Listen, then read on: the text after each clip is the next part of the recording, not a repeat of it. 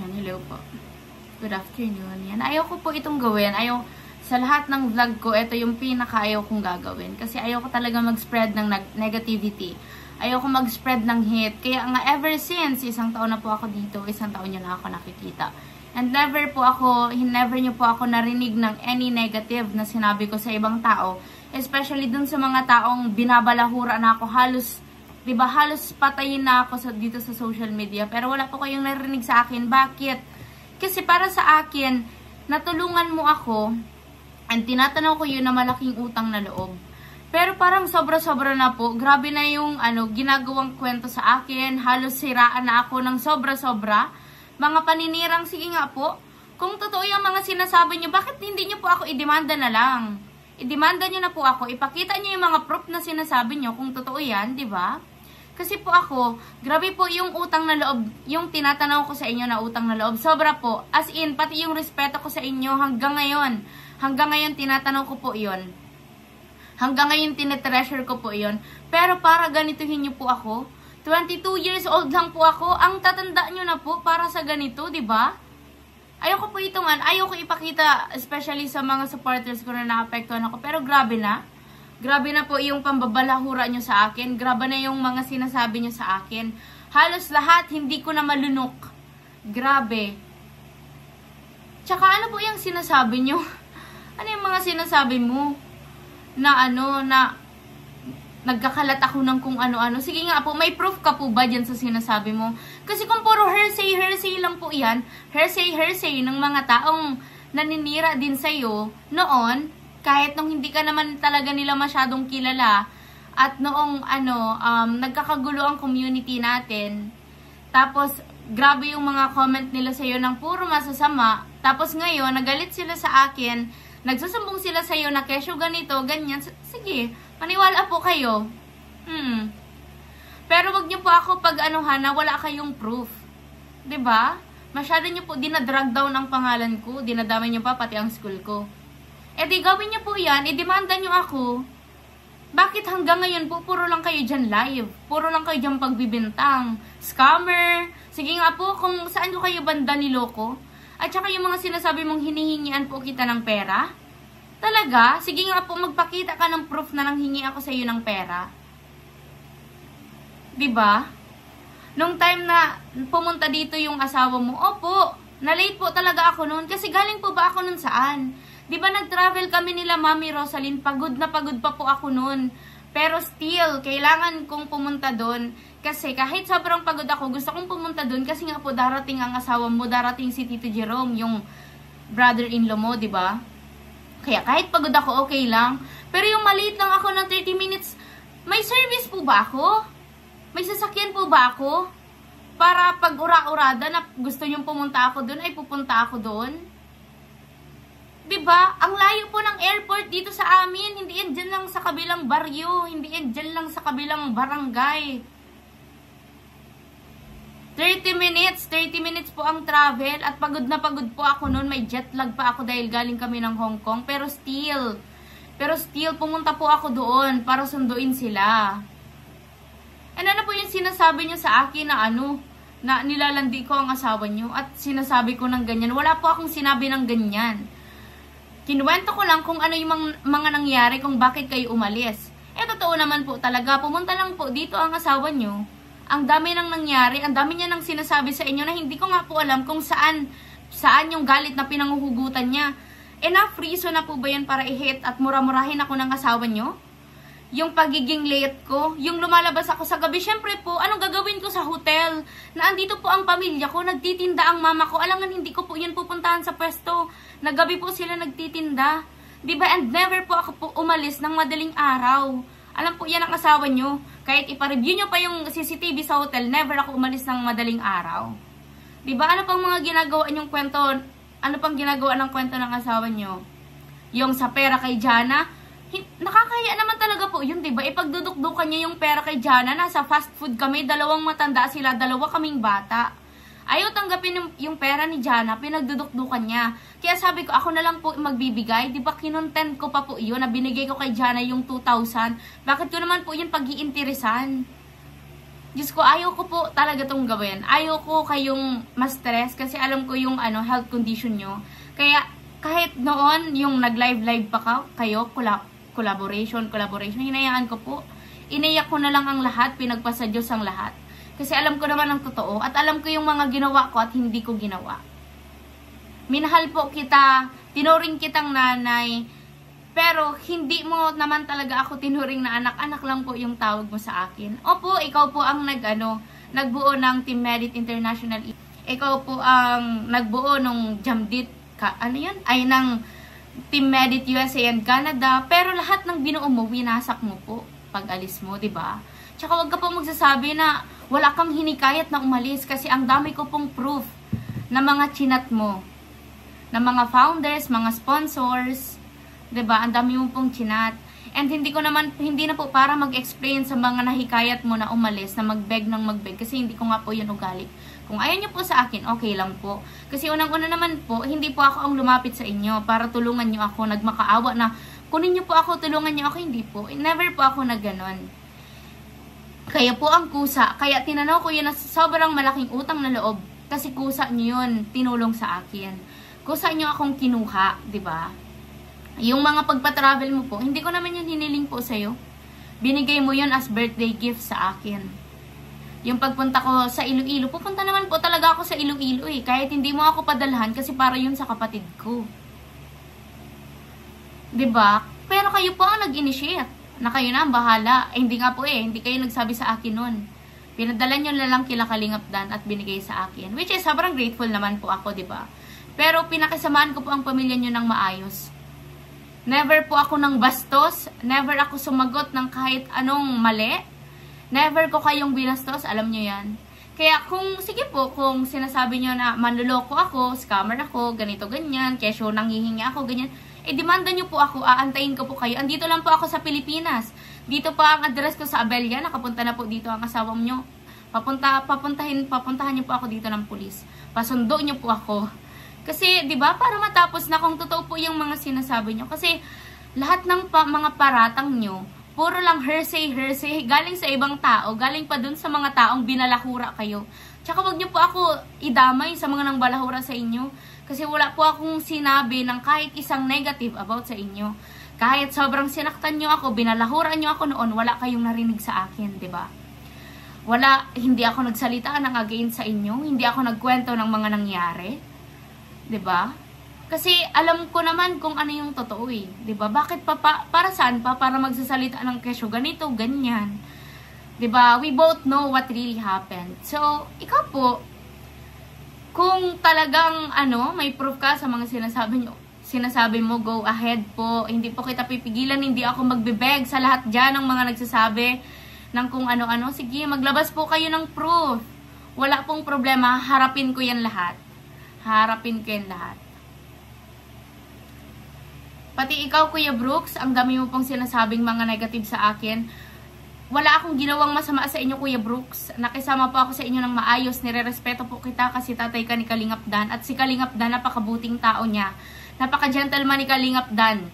Kaya never ako nagsalita ng kahit ano sa inyo kasi tinitreasure ko yung mga pinagsamahan noon sa Kalingap. Pero grabe naman na gagamitin nyo akong content, babalahurain nyo ako para may content lang kayo. Para lang magka-revenue kayo. Na kahit anong gagawin nyo, kahit ikaka-bring down na ng tao, kahit ikaka-yurak na ng pagkatao ng ibang taong wala namang ginagawa sa inyo, go lang. Basta sa revenue, basta sa views, go lang. Hindi po ba kayo nakokonsensya? Tatay ka, may anak kang babae. Hindi nyo po ba yan naiisip? What if sa anak nyo gawin? 'Di ba? Minsan po mag-isip-isip din tayo, tsaka iayon din po natin yung mga ginagawa natin sa edad natin kasi sobrang nakakahiya po. Nakakahiya na binabalahuraan nyo ako, na halos apo nyo na nga ako, my God. For God's sake, sana naman po, 'di ba, na naiisip nyo yung mga ginagawa nyo.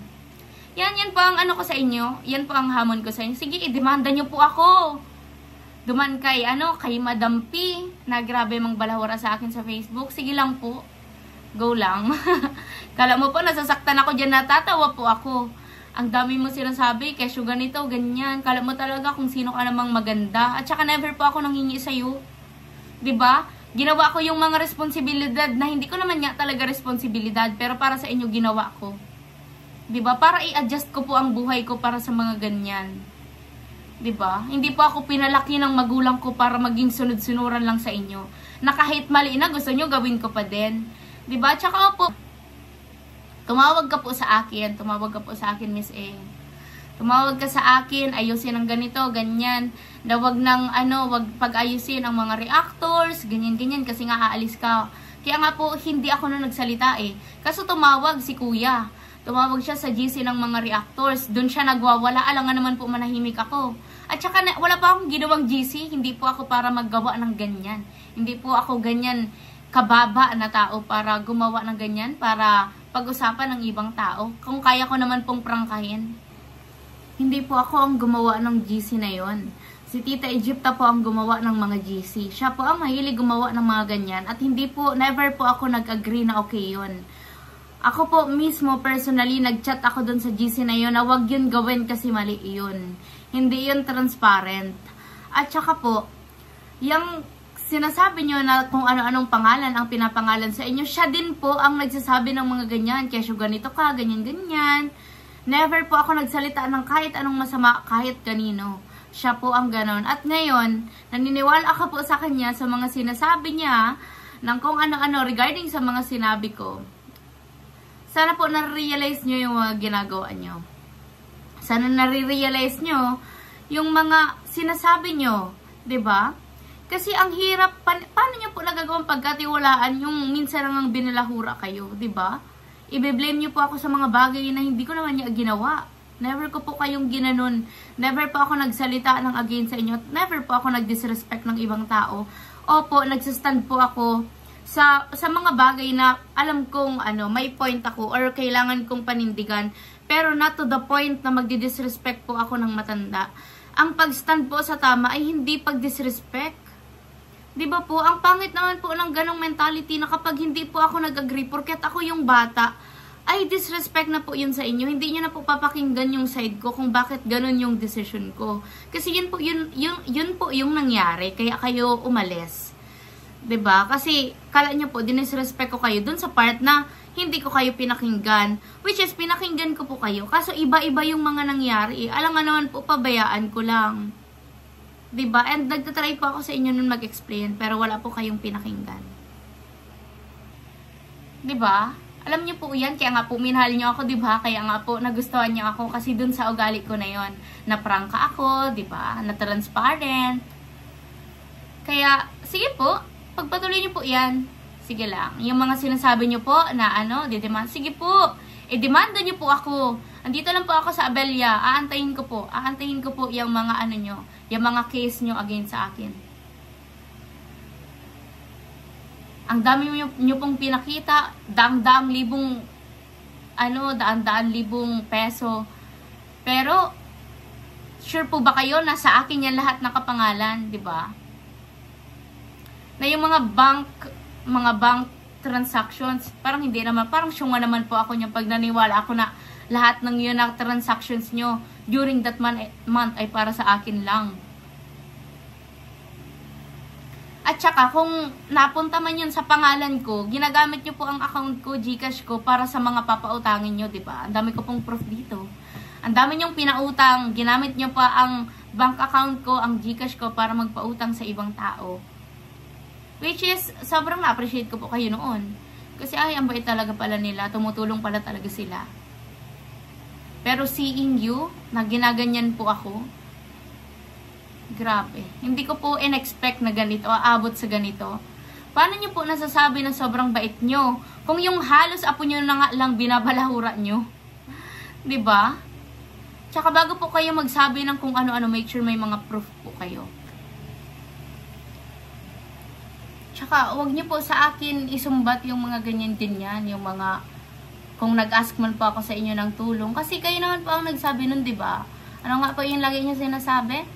Anak, pag may kailangan ka, huwag kang mahiyang magsabi ha, kahit ano anak.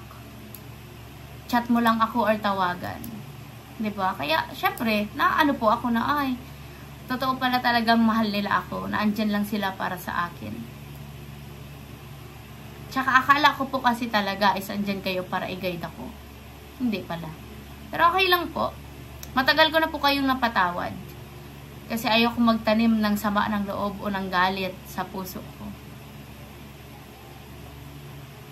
Kaya yan. Nag-live lang po ako dito para sabihin naman po yung yung side ko. Para fair naman po. Kasi parang grabe naman yan kung hindi po ako magsasalita. Baka mamaya maniwala sila na totoo yan lahat. Diba?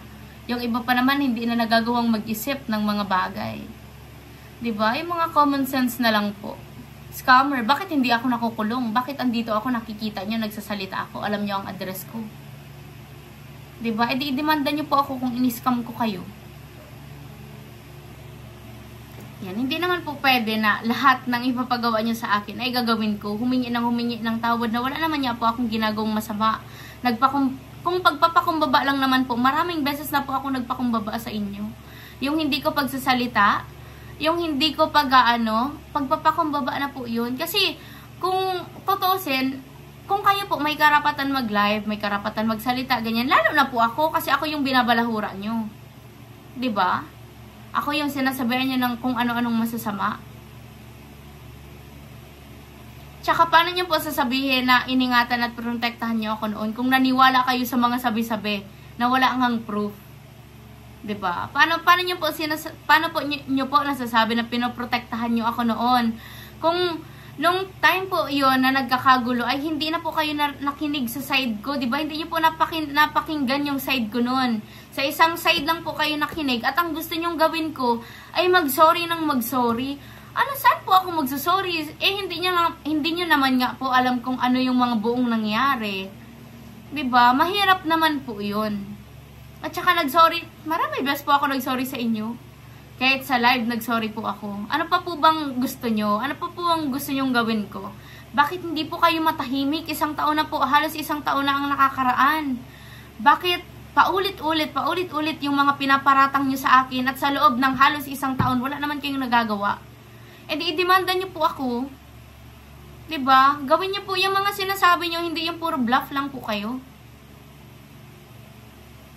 Kasi mahirap naman po yan. Mahirap yung mga sinasabi nyo sa akin. Mahirap yung mga sinisira nyo ang pangalan ko, dinadami nyo pa ang school ko, tapos wala naman pala kayong proof. Sige po, ipa-imbestigahan nyo ako. Hindi ako natatakot kasi alam kong wala naman akong ginawang masama.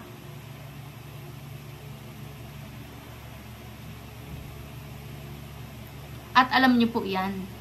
Alam niyo po kung gaano ko kayo minahal noon. Alam niyo kung gaano ko kayo nirespeto noon. Ewan ko lang po kung totoo yung pagmamahal na i-share niyo sa akin. Or para sa credits lang yon. O para sa credits lang lahat yon. Para mataytalan lang na head founder. Kasi po para sa akin, kung totoong kapakanan ng lahat ang iniisip nyo, dapat naging fair po kayo. Hindi kayo naging one-sided. Diba? At saka kung totoong kapakanan ko ang iniisip nyo, sana ginaid nyo ako kung nagkamali man ako. Hindi yung kayo mismo ang nag-live kung ano-anong sinabi nyo sa akin na halos murahin nyo na ako. Diba? Yan po ba ang pagmamahal ng ina? Yan po ba yung sinasabi nyong anak sa akin? Yan po ba yun? Yan po ba yung definition nyo ng ganyan? Magpapatulfo po kayo? Sige po. Mabuti nga po yan para hindi na ako mahirapan magpunta doon. Diba? Mabuti nga po yan. Mas gugustuhin ko pa po yan. Kaya yan. Ingat po kayo palagi. God bless you po sa mga nagmamahal sa akin. Patuloy na sumusuporta. Thank you so much po. Pasensya na po kayo kung nagkaroon ng negative dito sa sa YouTube account ko. Kasi ayaw ko itong mangyari. Kasi wala kailangan po talaga. Yan. At hindi po porket nagsastand ka sa kung ano ang tama, kahit bata ka pa lang, ay wala ka ng respeto sa nakakatanda sa'yo. Alangan naman pong pabayaan kong api-apihin lang ako. Alangan naman pong hindi ako magsasalita kahit sobrang hindi na makatotohanan ng mga sinasabi sa akin. Kaya yan. Sana po maunawaan nyo. Thank you so much po. Kung makapagsalita po kayo na niloko, ang dami kong ano yan? Mga ginagawang kalukuhan. Ano po? Ano po yung ginagawa ko? Buti pa po kayo alam nyo. Nasa US pa po kayo niyan ha. Pero yung dito sa Pilipinas, mga titas dito sa Naga na nakakakita sa akin, walang nasasabi na ganyan. Nakakasama ko magkape. Walang nasasabi na ganyan. Kayo na nasa US. Kayo ang maraming alam. 'Di ba? Ang galing po. Grabe. Tsaka regarding po kay Madam E at kay Madam AA, alam niyo po na wala akong ginawang masama sa inyo. Kayo po ang nag-hysterical. Ano po ba ang tinatago niyo na ayaw niyong malaman ko? Bakit kayo gumagawa ng iba't ibang GC? Di ba nag-start lang naman po yan kay Madam A sa Hong Kong? Di ba nag-start lang naman po yan? Nagtanong lang naman po ako kung may iba pa kayong GC bukod dun sa GC na ginawa niyo na andun ako. Bakit po kayo nag-react ng ganun? Bakit galit na galit po kayo sa akin? Diba? Nagtanong, it's either, ang sagot niyo lang naman po doon ay oo o hindi, diba? Bakit sobrang galit ka po sa akin? At bakit sa tingin mo ay disrespect na yun sa'yo? Nung nagtanong po ako ng ganun, syempre po, may rights naman ako na magtanong ng ganun. Especially, marami po akong nakita. Kasi nasa GC nyo mismo ang ang tita ko. Dami ko pong nakita na pinag-uusapan nyo ako. Diba? Tama po ba yun? Ganun po ba ang dapat ginagawa nung sinasabing founder ng sinusuportahan? Yun po ba ang gawain ng isang normal at totoong founder? Diba? Yan po ba ang gawain ng founder na professional na sinasabi nyo? Kasi diba, sinasabi nyo po sa akin na ako yung unprofessional. Ako yung walang respeto, ganyan-ganyan. Yan po ba yung karespe-respetong ginagawa? At saka kay Madam E, alam nyo po ang katotohanan. Wala po akong ginawa sa inyo. Never ko po kayo dinisrespect. Kayo po ang nagwawala nung gabing nag-uusap-usap tayo. Kasi naniniwala ka sa mga sinasabi-sabi ng sekretary mo. Which is, sa akin po, wala naman na po akong pakialam doon. Nasa inyo na po iyan. Kasi diba, kahit ano naman ang ipaliwanag ko, wala, kahit ano pang proof ang ipakita ko sa inyo, hindi nyo yung papaniwalaan. Kasi, hindi naman niya totoo yung pagmamahal na ipinakita nyo sa akin. Ewan ko po kung ano ang mga personal agenda nyo. Pero yun po yung naramdaman ko, yun po yung pinaramdam nyo sa akin. At saka, ngayon po, yung sinasabi nyo ng mga community na binuo mo, tinulungan. Thank you so much po, kasi tinulungan nyo po akong buuhin yung mga community ngayon. Thank you so much po, kasi tinulungan nyo akong buuhin yung sinasabi nyong community. Kasi po ngayon, yung mga community na binuo mo po, na winasak mo lang din, ni-rebuild po yun ng mga founders na totoo. Mga founders na, ngayon po, sinasabi yun, ang daming nawalang founders, which is sobrang blessed ko po. Kasi natira po yung mga totoo. At doon ko po nakita kung ano ba talaga dapat ang stand ng isang founder, kung ano ba talaga dapat yung responsibility niya, kung ano ba dapat siya, ang personality ng isang founder. Kasi hindi pala yun basta-basta na porket ikaw ang bumuo ay karapat dapat ka na maging founder. Hindi pala, ang dami ko pong lesson na natutunan sa inyo actually. Kaya sobrang grateful po ako sa mga founders ngayon na nag-rebuild ng mga community. Kasi nasa kanila po yung mga trait ng pagiging mabuting founder. 'Di ba? Yung pipiliin yung ikabubuti ng nakararami, hindi dun sa niya lang, sa ego niya lang, na dapat hindi mabangga. 'Di ba? Yung mga founders ko po ngayon, lagi nilang iniisip yung mararamdaman ko. Mararamdaman ko muna. Kasi ang dami nyo Paano nyo po nasasabing sobrang pinotektahan nyo ako noon at minahal? Kung kayo po mismo gumagawa kayo ng mga GC, na ako yung binabalahura nyo, na ako yung pinagchichismisan nyo, di ba po?